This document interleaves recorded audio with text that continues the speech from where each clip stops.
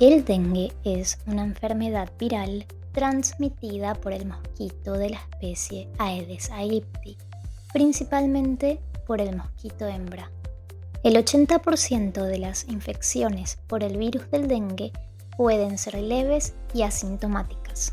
Sin embargo, existe una variante grave de esta enfermedad que puede causar la muerte si no es tratada de manera adecuada. Por esto es muy importante poder detectar a tiempo los síntomas del dengue para recibir asistencia médica inmediata. Existen 4 serotipos del virus: DEN1, DEN2, DEN3 y DEN4. Es cierto que quien cursó con la enfermedad del dengue desarrolla inmunidad.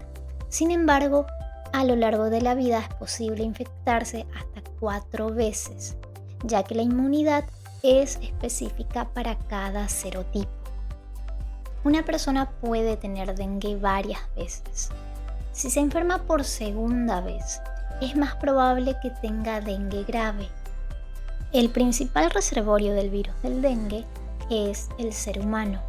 Cuando la hembra del mosquito Aedes aegypti pica a una persona infectada, esta puede transmitirlo a otras personas con su picadura. Este mosquito también es capaz de transmitir otros virus, como el Zika, la fiebre amarilla y el de la chikungunya. Esta especie habita en la mayoría de las regiones tropicales y subtropicales del mundo. Según la Organización Mundial de la Salud, 390 millones de personas en el mundo se infectan con dengue al año, la mayoría de forma asintomática. Unos 96 millones desarrollan la enfermedad y de ellos 22.000 fallecen. Actualmente en Paraguay existe una epidemia del virus.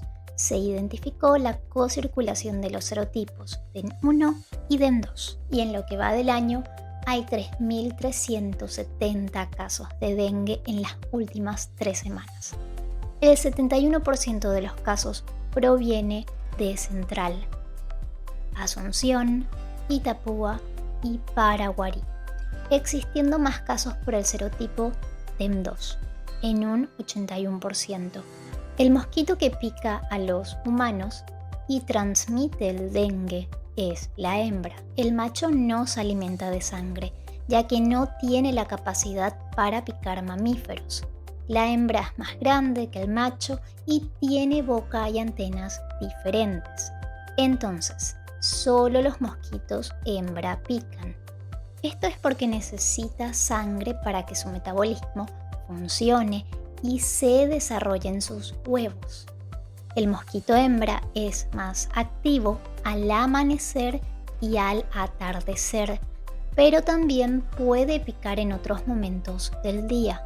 Una vez que el mosquito hembra ha picado a una persona infectada por el virus del dengue, este se replica en el intestino del insecto, desde donde se disemina hacia otros tejidos como las glándulas salivales, y aproximadamente una semana después ya será capaz de transmitirlo a un ser humano durante el tiempo que le reste de vida. Otras vías de transmisión menos comunes son la materna o vertical, de la madre a su bebé, por transfusión, trasplante o pinchazo y por relaciones sexuales. Entre un 40 y un 80% de las infecciones por dengue no presentan síntomas, y si se presentan síntomas, estos pueden ser leves o graves. Cualquiera de los serotipos puede producir las formas graves de la enfermedad, así como también generar el deceso de la persona. Es importante saber que la infección por un serotipo, seguida por otra infección con un serotipo diferente, aumenta el riesgo de una persona de padecer dengue grave. Los factores individuales de riesgo también pueden determinar la gravedad de la enfermedad e incluyen, además de la infección previa, la edad, menores de 5 años y mayores de 65 años, enfermedades crónicas como el asma bronquial, inmunosupresión, diabetes y personas gestantes. Cuando hay síntomas, suelen presentarse de manera abrupta, tras un periodo de incubación que dura entre 3 y 14 días y generalmente duran entre 2 y 7 días. Estos síntomas pueden ser similares a los de la gripe: fiebre moderada o alta, dolores fuertes de cabeza y detrás de los ojos, náuseas, vómitos, salpullido. Hasta un 50% de los pacientes presentan esta erupción cutánea, dolores musculares y dolores articulares. La recuperación tiene lugar en unos 10 días. En menos de un 5% de los casos, la enfermedad progresa hacia su variante grave o dengue hemorrágico. Si no se diagnostica ni se trata adecuadamente, la mortalidad puede alcanzar entre el 30 y 40% de los casos graves. En su forma grave, la enfermedad puede provocar somnolencia e irritabilidad, dolor de abdomen intenso y continuo, vómitos persistentes, tensión baja o síncope, dificultad para respirar, hemorragias severas y daños en los órganos. Deben prestar principal atención a los signos de alarma, que pueden ser dolor abdominal intenso y continuo, debido a la gran cantidad de líquido extravasado hacia las zonas pararrenales y perirrenales, que irrita los plexos nerviosos presentes en la región retroperitoneal. Vómitos persistentes, 3 o más episodios en 1 hora o 5 o más en 6 horas. Esto impide una adecuada hidratación oral y contribuye a la hipovolemia. El vómito frecuente constituye un signo clínico de gravedad, alteración del estado de la conciencia. Puede presentarse irritabilidad, inquietud, somnolencia, con un puntaje en la escala de coma de Glasgow menor de 15, sangrados en las encías, nariz, genitales y en otros sitios. En esta fase crítica, los signos de alarma pueden aparecer y generar un rápido deterioro clínico de la persona, que puede darse dentro de 48 horas después de la disminución o desaparición de la fiebre, entre 3 y 7 días luego del inicio de la fiebre. El dengue puede provocar en el organismo muchas manifestaciones clínicas, afectando varios sistemas del cuerpo. Por ejemplo, en las formas graves de la enfermedad se destaca la hepatitis, la insuficiencia hepática, encefalopatía, miocarditis, hemorragias severas y shock. Es una enfermedad muy dinámica, a pesar de ser de corta duración, no más de 1 semana en casi el 90% de los casos. Su expresión también puede modificarse con el paso de los días, puede agravarse de forma súbita. Entonces, el enfermo necesita que el médico realice el seguimiento del mismo de forma diaria. Ahora, hablemos de qué sucede en el cuerpo después del periodo de incubación de esos 4 a 10 días, porque la enfermedad comienza abruptamente y pasa por 3 fases: la fase febril, la fase crítica y la fase de recuperación. La fase febril aguda es de inicio brusco, dura de 2 a 7 días y suele acompañarse de enrojecimiento facial, eritema generalizado, mialgias difusas, artralgias, cefalea. Hay pacientes que tienen dolor y enrojecimiento faríngeo. Son comunes las náuseas, vómitos y a veces diarreas. La clínica es parecida a otras virosis. Puede ocurrir sangrado de encías, epistaxis o petequias, sangrado vaginal o gastrointestinal masivos. No son comunes, pero posibles también en esta fase. El hígado puede ser palpable y es frecuente la caída temprana del recuento de leucocitos. En esta fase debe monitorearse estrictamente la defervescencia, determinar con precisión la fecha de inicio de la fiebre para detectar precozmente la aparición de los signos de alarma, que son cruciales para reconocer la progresión a la fase crítica. Los pacientes que mejoran después de que baja la fiebre se consideran casos de dengue sin signos de alarma. Sin embargo, algunas personas pueden presentar complicaciones en la fase febril que incluyen deshidratación, fiebre alta que puede asociarse a trastornos neurológicos, convulsiones en los más pequeños. La fase crítica coincide con el momento de la defervescencia que ocurre entre los días 3 a 7 de la enfermedad, cuando la temperatura cae a 37,5 o menos y permanece en estos niveles. Puede ocurrir en algunos pacientes el escape de plasma del espacio intravascular por aumento de la permeabilidad capilar, con aumento progresivo del hematocrito. Estos eventos marcan el inicio de la fase crítica. Es frecuente encontrar petequias en la cara y extremidades.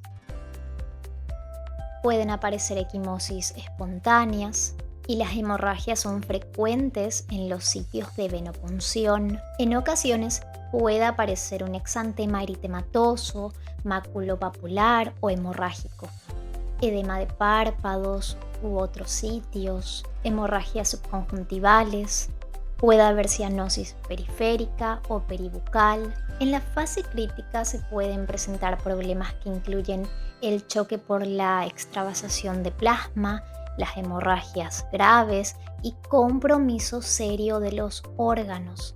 El escape de líquido dura aproximadamente de 24 a 48 horas. Una caída rápida de leucocitos y plaquetas suele preceder al escape de líquidos.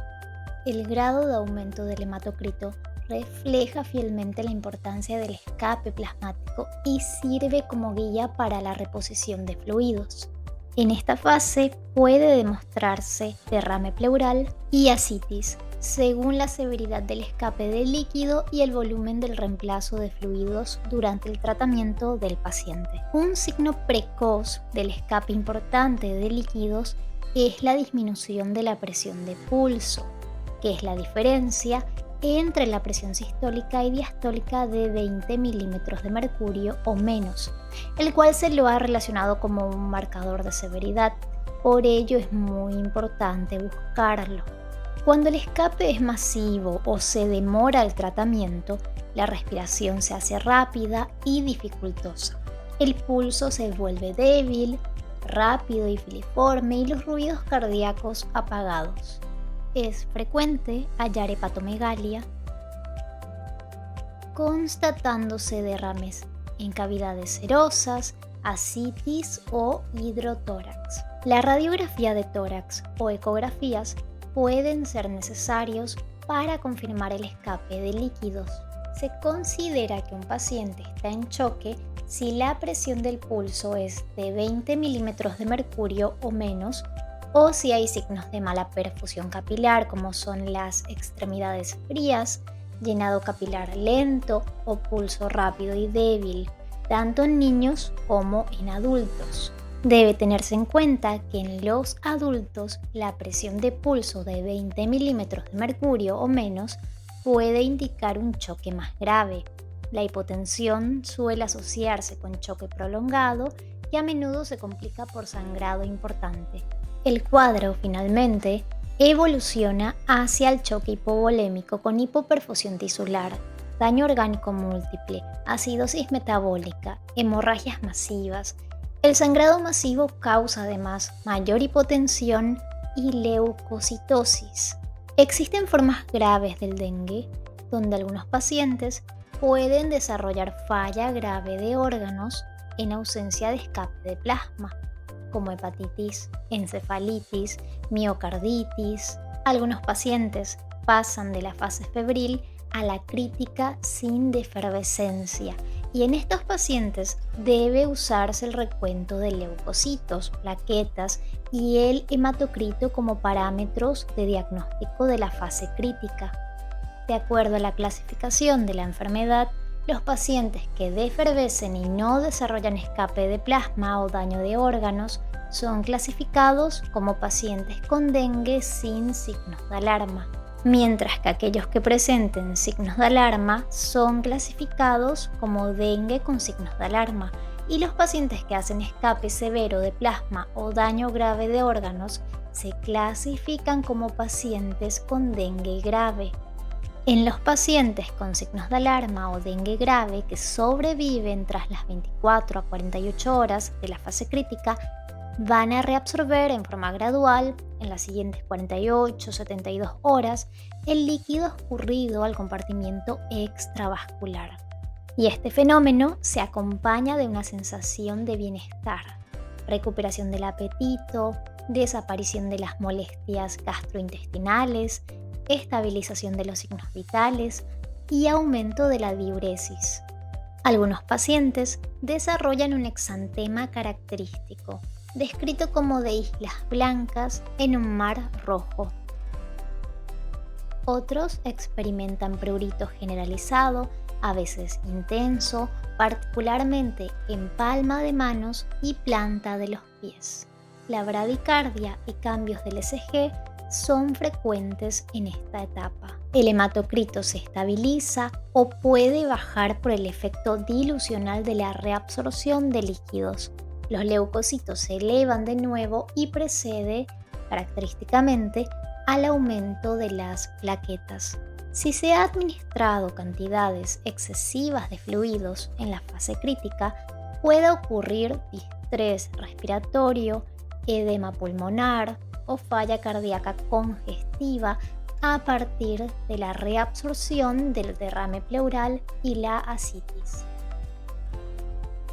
El paciente con dengue puede presentar diversos problemas clínicos durante las diferentes fases de la enfermedad.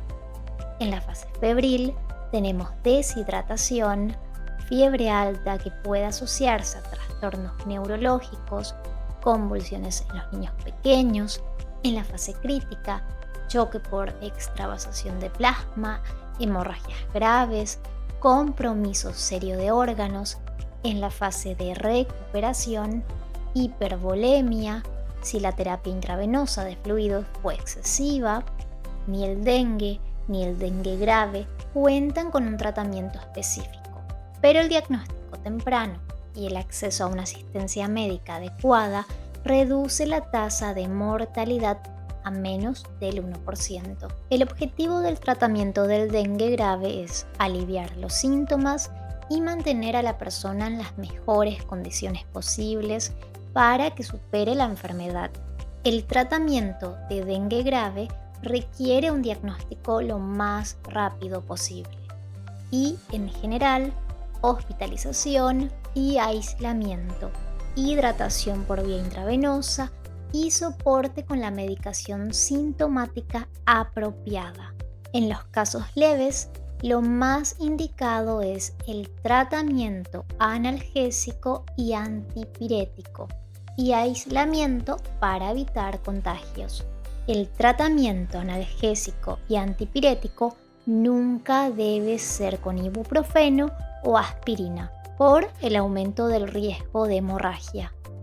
Algunas medidas preventivas para evitar el dengue son usar repelente, mosquiteros, malla, redes metálicas contra mosquitos en puertas y ventanas, usar ropas mangas largas, eliminar de manera correcta los criaderos que puedan encontrarse fuera y dentro de la vivienda, reiterando esta actividad las veces que sea necesaria, sobre todo después de las lluvias. Es importante consultar ante el primer síntoma de enfermedad, debido a que de un día para otro pueden aparecer los signos de gravedad y llegar muy tarde al servicio de salud.